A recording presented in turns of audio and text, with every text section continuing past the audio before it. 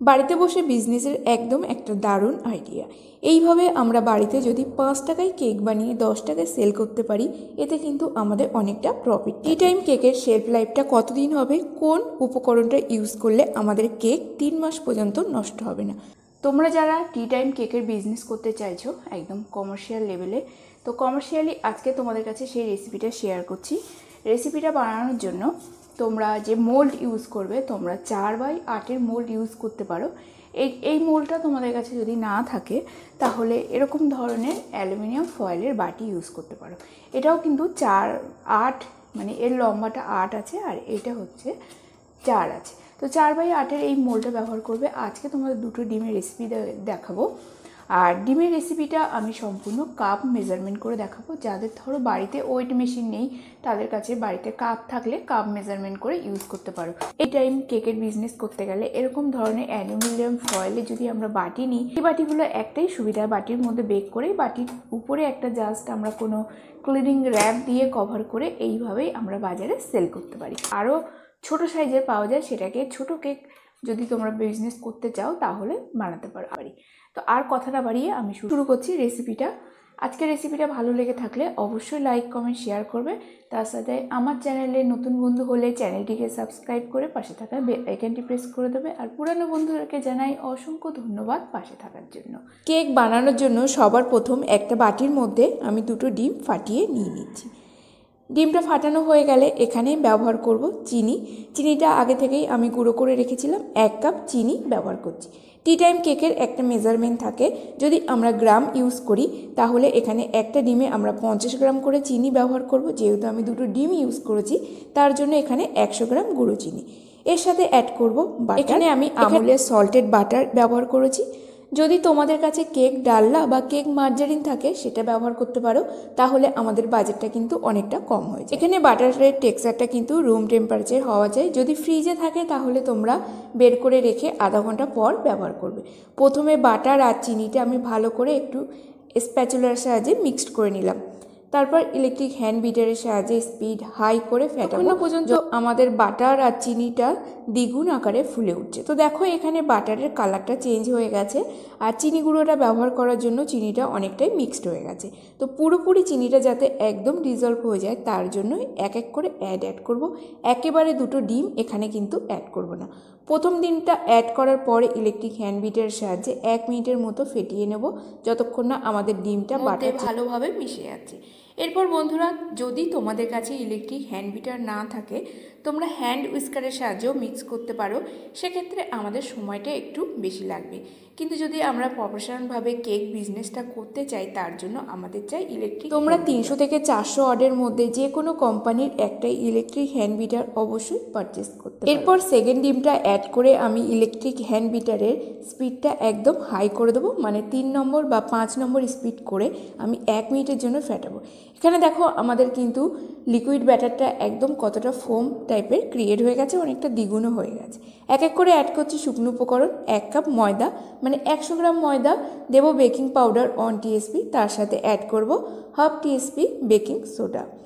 এখানে আমি মিল্ক পাউডারটা স্কিপ করে গেছি, মিল্ক পাউডারটা আমার কাছে ছিল না, আমি অ্যাড করিনি। যদি তোমাদের কাছে থাকে তোমরা 2 টিস্পুন মতো মিল্ক পাউডারটা। এরপর শুকনো উপকরণটা ভালো করে চেলে নেব। ইলেকট্রিক হ্যান্ড বিটারে কাঁটার সাহায্যে ড্রাই আর লিকুইড উপকরণগুলো হালকা করে মিশিয়ে নেব। এরপর এক এক করে অ্যাড করব আমরা ফ্লেভার।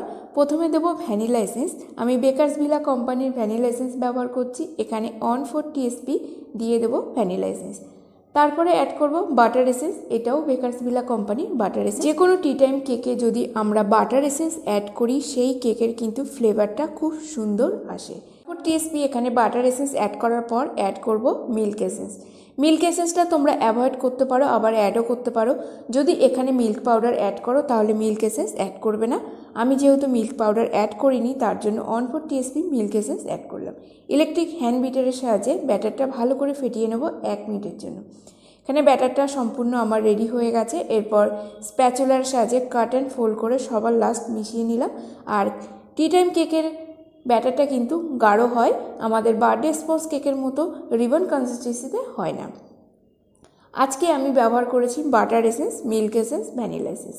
তো বাটার অ্যান্ড মিল্ক এসেন্স, এই দুটো এসেন্স কিন্তু তোমরা যে কোনো অনলাইন শপিংয়ে বা কেক র মেটেরিয়াল শপে কিন্তু তোমরা ইজিলি অ্যাভেলেবেল পেয়ে যাবে। একবার সার্চ করে দেখতে পারো বেকারসভিলা কোম্পানি কিংবা নন্দী কোম্পানি, ফ্যাব কোম্পানি, যে কোনো কোম্পানির যেটা অ্যাভেলেবেল থাকবে সেটা তোমরা পারচেস করে নিতে পারো। এরপর কেক ব্যাটারটা আমি কেক টিনের মধ্যে দিয়ে দিলাম। এরপর আমি রেখে দেবো প্রিহিট করা ওভেনের মধ্যে। তো ওভেনের টেম্পারেচারটা আমি রেখেছি 160 ডিগ্রি। এই কেকটা বেক হতে আমাদের মোটামুটি 30 মিনিট। কেকের বেকিং হতে কিন্তু একটু এক্সট্রা সময় লাগে স্পঞ্জ কেকের থেকে। তো এখানে 30 থেকে 35 মিনিট তোমাদেরও সময় লাগতে পারে। কেকটা বেক হয়ে গেলে সম্পূর্ণ আমার এখানে ঠান্ডা হয়ে গেছে। সম্পূর্ণ ঠান্ডা হয়ে গেলেই তারপরে আমরা কেক টিন থেকে ডিমোল্ড করে নিচ্ছি।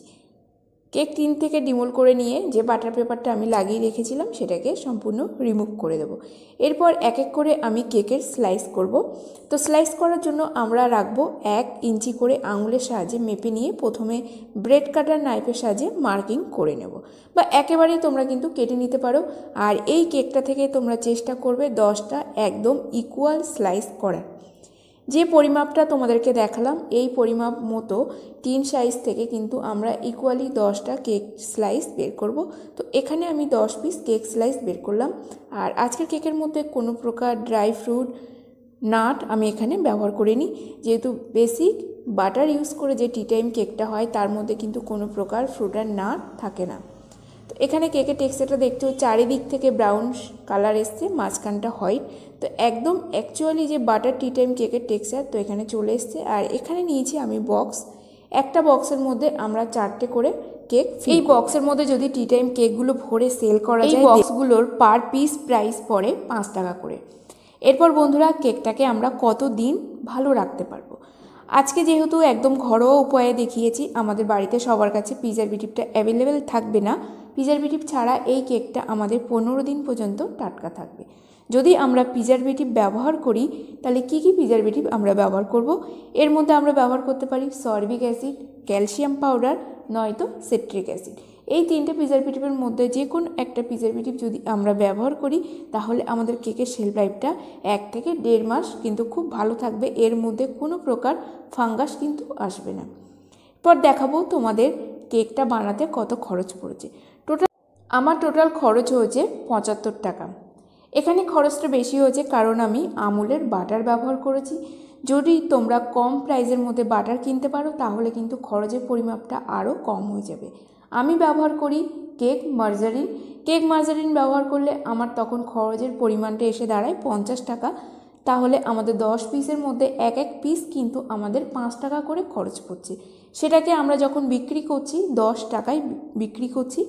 যদি আমরা খুব সস্তায় কেকের ম্যাটেরিয়ালটা কিনতে পারি তাহলে আমরা ঠিকঠাকভাবে কিন্তু কেকের প্রাইসটা সিলেক্ট করতে পারি।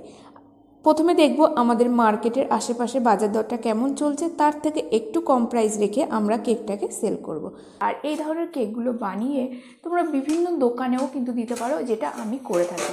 এই টি টাইম কেকে মানে এই ডিসেম্বর, জানুয়ারি, ফেব্রুয়ারি 3 মাস আমি দোকানে বিভিন্ন দোকানে আমার মালটাকে তাদেরকে সিলেক্ট করাই, আপনারা এই মালটা বেচুন, এতটা প্রফিটে আপনারা বিক্রি করতে পারবেন, সেটা আমি করি। তোমরা চাইলেও করতে পারো, সেটা কোনো অসুবিধা নেই। কিন্তু সবার প্রথমে আমাদের যে কেকের র ম্যাটেরিয়ালটা আমরা ইউজ করছি সেটা যেন আমরা লো বাজেটে ব্যবহার করতে পারি। এই মোল্ডটা যদি আমরা ব্যবহার করি ক্যারি পেপারে র্যাপিং করে, কেক র্যাপিংয়ের বিভিন্ন ধরনের প্লাস্টিক পাওয়া যায়। আর বাজারে টি টাইম কেক র্যাপিং করার জন্য বিভিন্ন ধরনের বক্স, প্লাস্টিক অলরেডি বাজারে অ্যাভেলেবেল আছে, যেটা তোমাদের বাজেট অনুপাতে তোমরা পারচেস করে নিও। তো এই কেকটা যদি আমি এই টিনে বানাই তাহলে আমাদের সেটাকে ভালো করে র্যাপিং করতে হবে। তো বন্ধুরা, আশা করছি আজকের ভিডিওটা তোমাদের খুব ভালো লাগলো। ভালো লেগে থাকলে লাইক, কমেন্ট, শেয়ার, সাবস্ক্রাইব করতে ভুলবে না। তার সাথে আমার ভিডিওটাকে প্রচুর শেয়ার করো।